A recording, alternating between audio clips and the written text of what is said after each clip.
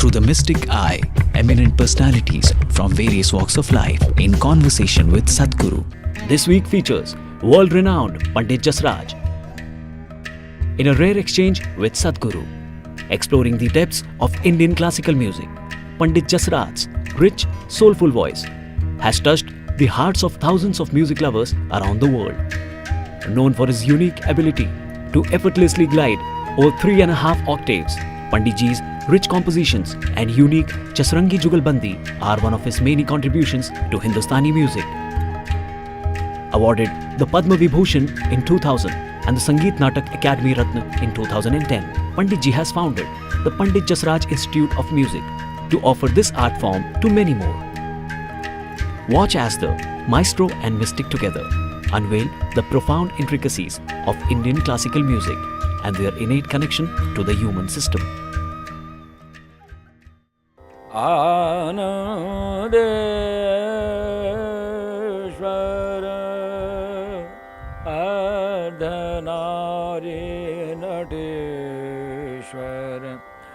प्रणमो परमे। शास्त्रीय संगीत से भगवान के दर्शन तो हो सकते हैं। हर भक्त गाता है, हर भक्त गाया है।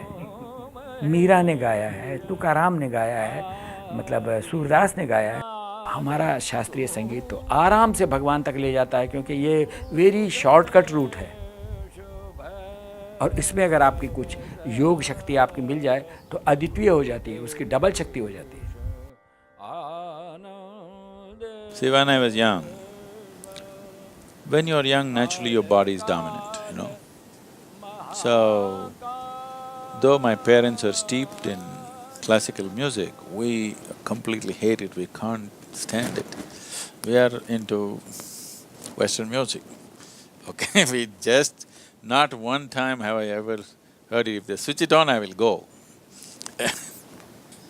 But the moment I started meditating, suddenly the classical music just became suddenly music for me. What I could not stand. The moment I became quiet, immediately I want to listen to this. It just changed my whole perspective of the sound. Because I became silent within myself, suddenly the Indian classical music became so important for me.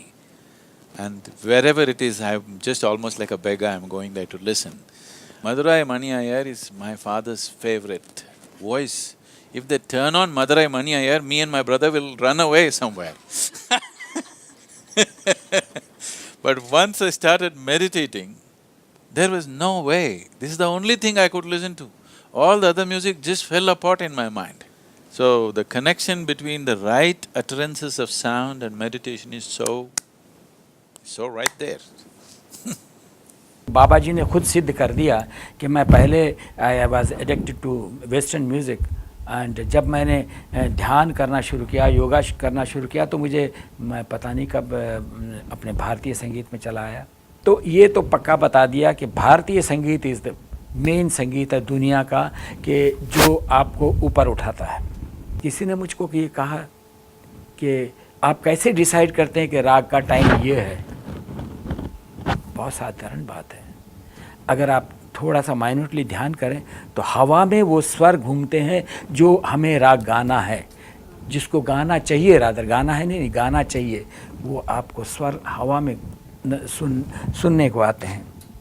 हर एक राग की श्रुति जो है अपने आप बनती है, जिसको अच्छी सही तालीम है उसको सही अपने आप बनती है। उसको सोचना या कहना नहीं पड़ेगा कि भाई ये देखिए मैं ये श्रुति गा रहा हूँ। अगर उसने कहा कि मैं ये श्रुति गा रहा हूँ तो वहीं खंडित, मतलब ध्यान खंडित होके और वो श्रुति यूँ हो जाएगी। हमारा शास्त्रीय संगीत तो आराम से भगवान तक ले जाता है, क्योंकि ये वेरी शॉर्टकट रूट है। और इसमें अगर आपकी कुछ योग शक्ति आपकी मिल जाए तो अद्वितीय हो जाती है, उसकी डबल शक्ति हो जाती है, आपको रॉकेट में बैठा के ले जाएगा। From non-existence to existence, the first reverberation itself is a sound. This is not something that only we are talking about in the yogic culture. This is something that's recognized everywhere. Well, the Bible itself starts off like this. First there was a word, and the word was with God, and the word itself is God. Word is a human interpretation of a sound. Right now, I am only making sounds. You're making up the words because you assume you know English language. When he was talking, I'm sure Elizabeth was sitting there and it was just pure sound for her. There were no words for her. You feel the words if you're chatty, all right? If you become very attentive, you'll feel the sound. If you become absolutely still, then you won't even feel the sound. Everything will be just one pure silence. And everything plays on the surface, but it's just there. Something else far bigger than the sound is just there. Now in the night, if you look up in the sky, you will see a whole cosmos out there, okay? Millions and millions of stars. But you see that only because your eyes are attuned in a certain way. But actually the largest presence out there is emptiness. It's the silence which rules the existence, nothingness which rules the existence. Sound and forms are a small happening. Today modern science goes about proving to you, I'm sure every musician feels it in some way. If you feed any sound into an oscilloscope, which is a sound measuring instrument, depending upon its frequency, amplitude and other dimensions, it gives out a form. This is how the whole science of what is referred to as mantra, yantra, tantra has been developed. Mantra is a sound, a pure sound is mantra. A lot of the music that they're doing is pure mantra, no meaning, it's just sound. If you utter a sound, it gives out a form naturally. So if you observe carefully enough, every form is throwing out a certain sound. In this culture, based on this, we created language. Language is not something made up for the sake of communication. Language is like the blueprint of the existence, that what kind of sound does this relate to? The corresponding sound is the name for this form. So if you master the sound, you have mastery over the form. So this whole science of wanting to use the sound as a passageway through the existence. Music is a beautiful way of doing it. There are other hard ways of doing it. Chanting. Chanting is a hard way of doing it, pure science. Music is a beautiful way of doing it. Sounds can be used for well-being, for health. Right now I don't know the names of the raga, I am completely ignorant of those things, but if he sings various ragas, I will tell you, this raga if you sing, your blood pressure will go down right now. And you can check it. 15 minutes raga for the singer and the listener, your blood pressure will go down. These people are experiencing in a concert. They may not be medically, measuring it, but people are experiencing, they listen to something and they become like this. They listen to a certain sound and become loving, they listen to a certain sound and become joyful, they listen to a certain sound and become aggressive. This is happening, isn't it? This is happening, isn't it so? Sounds are creating not only emotions, they also are changing the very chemistry of your system. So what kinds of sounds you're exposed to does various things to you, or what kinds of sounds you are generating also does various things to you. Why? One of the first things that you do, if you want to go on spiritual sadhana, first thing is shut up. Because stop uttering all the ugly sounds, just shut up. You just stop talking, so many things about you will change. Simply because you are no more causing the damage by uttering wrong sounds. स्वर ही ब्रह्म है, यहाँ से शुरुआत होती है। जो स्वर है वो स्वयं में ईश्वर है, जिसको हम इंग्लिश में साउंड कह दें या कुछ कह दें। साउंड में इतनी शक्ति होती है कि ब्रिज तोड़ देता है, एक बड़ा सारा सख्त ब्रिज, मगर वो मालूम होना चाहिए कि इसका सा कौन सा है, इस ब्रिज का स्वर कौन सा है। अगर वो पता हो तो उसको बहुत ज़ोर से अगर उस स्वर को लगाया जाए तो ब्रिज क्रैक कर जाएगा। दो तानपुरे, एक तानपुरा मिलाते हैं, उसमें दोनों स्वर अगर एक साथ हो गए तो एक तार टूट जाएगा, उसके ऊपर रुक नहीं सकते। कोई गाने वाला अगर एकदम एक्यूरेसी, आप हमको पता ही नहीं चलता कि एक्यूरेसी क्या है, हम इतने करीब चले जाते हैं फिर भी वो एक्यूरेसी नहीं होती है। ये उसकी शक्ति को झेल नहीं सकता, मतलब ये उसके एकात्मकता को झेल नहीं सकता। जो ब्रिज तोड़ देता है।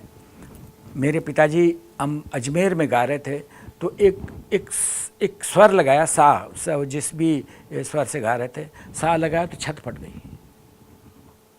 एग्जेजरेशन नहीं है, मैं कहता हूँ कि अगर सही सुर लग जाए, उस छत का वो स्वर था, फट गई।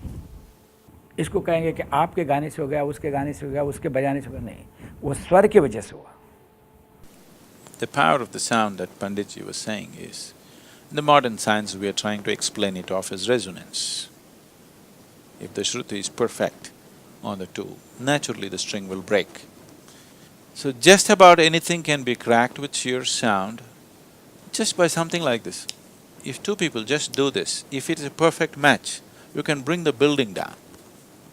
Being in absolute unison can create a certain energy where 1 + 1 is no more 2, 1 + 1 is a million. So, classical music, when two people sing, Jugalbandi is never about two people singing together.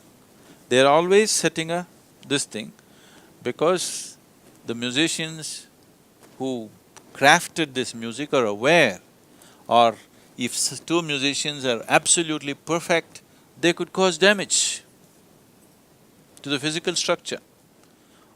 People may just attain, their bodies may break, it is possible.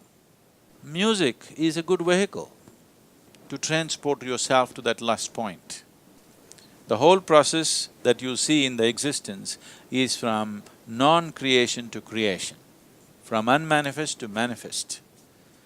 But the other process is also happening. Today, cosmologists have recognized a whole galaxy will collapse into itself and become nothing. It'll become a black hole. It's nothingness, and nothingness is recognized as the most powerful space in the existence.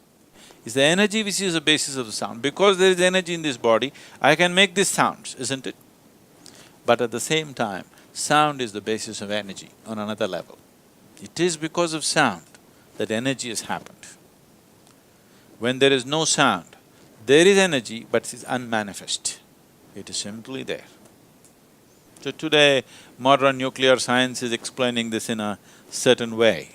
You can see virtual protons and virtual neutrons being created. If you just as much as add energy outside, not connected to this chamber, if you just play energy around, you will see virtual protons get created. That means creation is happening in an absolute vacuum space. So, in a non-existence, which we are referring to as Shiva, existence is beginning to happen with the first play of energy. So we say this is Shakti. Energy is Shakti. Once she begins to play, creation begins to happen. The first form of creation is always the sound. So first there was word. And it's both ways. See, we always try to understand everything logically. Logic always moves step by step. Creation does not move step by step. There's no point trying to logically put it on a blackboard and say, this how creation happens. It's a silly way to go. There's only one way. If you cave into yourself, use whatever. You use music, sound or a sledgehammer, use whatever the hell you want to use. But if you just cave in, then you know it. So the classical Indian music, to a mathematical precision, has recognized which sound can do what. And they have evolved these things in such patterns. I feel unfortunately, there are exponents of music who know it by experience. There are certain half-baked scientists who know something about the sounds and they know the benefits, they measured this and that. But there is no one person who is like him, at the same time a scientist who can do all those things. When that happens, it'll be good, or at least if two people get together like that, it'll be good, where all these things can be explained in modern terminology. Right now what he does is purely in experiential sense. People know it happens, but if somebody comes and asks questions, how does it happen, they don't know, they say it's all your rubbish emotion, that's all. You too identify with your Indian nonsense, so it happens to you. It needs to be put out, somebody needs to work on this, where it is expressed as today's science understands it. Today's science has a very rudimentary expression. Why I say this is, today's science has survived only because of technological devices it has produced. If it does not throw out gadgets, nobody would value this science because it has no life significance of any kind, except for producing conveniences and comforts. So this is a different kind of science. Now, sitting here and singing about Shiva, what will you get? Nothing you'll get, but life will happen. I thought we came here so that life happens to us, not because we get a camera or a cell phone or some damn thing. We came here because we want life to happen to us, isn't it? The only reason why a human being is alive here is because he wants life to happen to him. So this is a science of making life happen to you. This is not a science of producing this and that. That also could be done, actually. Using the sounds, that also could be done. But that's not the focus, that's never been the focus of this culture. This is about making life happen in highest level of intensity and beauty. And music is the closest thing to meditativeness that way.